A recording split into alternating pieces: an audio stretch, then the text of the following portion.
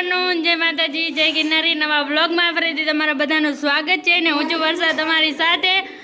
અને છે ને પૂજા દીદી છે ને બનાવવાના છે બટેટાની વેફર. તો જો અત્યારે બટેટાને સાફ કરે છે. અને હું છે ને મારા એસાર નહીં બતાવી શકું, મારું મોઢું ને એને હજી ઉઠીને જ આવ્યું ને એટલે મારા ચિત્ર આરા નથી ને એટલે મારું ફેસ નહીં બતાવું. પૂજા દીદી તમને એને બ્લોગમાં બતાવે છે. અને અમારે જવાનું એ બટેટા લેવા કા પૂજા દીદી.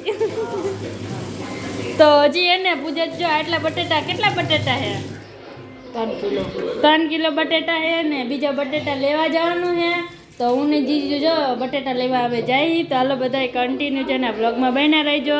તમે હવે આનું શું કરશો કહી દો એટલે વરી અમે રસ્તામાં બ્લોગ ઉતારવા શું કરશો? તો પતરી બાળવાની બટેકાની. હા તો તમે એવું કરો તો અમે બીજા બટાટા લેતા આવી. તો ગાઈસ, તો અમે જાતા જાતા ઘડીક 2 મિનિટ માટે પાછા રસોડામાં આવી ગયા છીએ. અને પૂજા દીદી આમાં છે ને પાણી મૂકી દીધું છે તપેલામાં અને હવે નાખે મીઠું.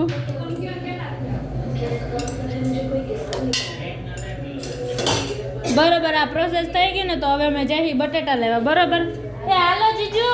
આયા મોરે 200 રૂપિયા હે અને એને માનસી દીદી જો અહીંયા એને બટેટાની પતરી પાડવા માંડ્યા છે. ચાલો ફાઇનલી ગાઈસ, હું ને જીજુ અમે એને બટેટા લેવા માટે જાય છીએ. તો હવે એને આપણે જઈને લઈ કેટલા બટેટા લઈ તો બધા કન્ટિન્યુ એને આપણે બ્લોગમાં બન્યા રહેજો. ચાલો ગાઈસ, ગુરુપ્રસાદ ચોક વટી ગયા અને અત્યારે વાગ્યા એ 2 જેવા થઈ ગયા છે ને કા જીજુ?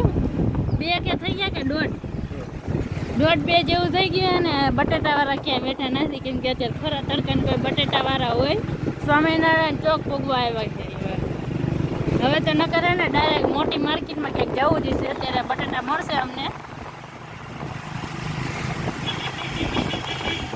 ચાલો બધા કન્ટિન્યુ ને બ્લોગમાં રહીજો, જોઈ ક્યારેક બટેટા મળે છે.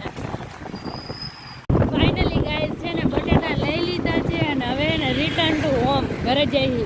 ઉમિયા ચોક પહોંચી ગયા. ક્યાંથી ક્યાં નીકળ્યા હતા ને ક્યાં પહોંચી ગયા.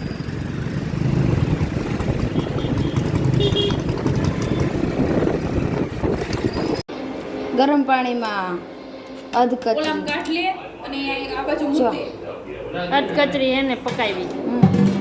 અધકચરી પાકી ગઈ છે હવે અને એને ઉતારી લો બેન. હા ઉતારી લે, ઉતારી લે હવે બેન. ઉતારી લે. ફાઇનલી બટાટા લઈને આવી ગયા. થોડાક છેતરાઈ ગયા. આવું જ કામ કરીને આવશે. એમાં એવું થયું, ભાઈ એમ કીધું કે એને 30 ના અમે 20 ના એમ જાને વીણીને પછી ઠેલીને ભરી લીધા. પછી કપા પડી 30 રૂપિયા. ક્યારેક છેતરાઈ જાય, એમાં શું હોય. હું હવે જ ને ડામડા વીંટ્યા લે આવી હોત ને બનાવજો. એ લાવો હવે બનાવ તમે લાવ્યા એટલે આ અત્યારે આવી બાઈડી ડિઝાઇન વાળી ગરમ લાગી. વેફર ઓલી કરવા માટે અને હું અહીંયા બેઠી હું પાથરવા, ઓલી કરવા નહીં. પાથરવા. પૂજા દીદીએ બહુ વેફર ચડાવી દીધી એ તો બધી ભાંગી જાય હાથમાં લેવી. તો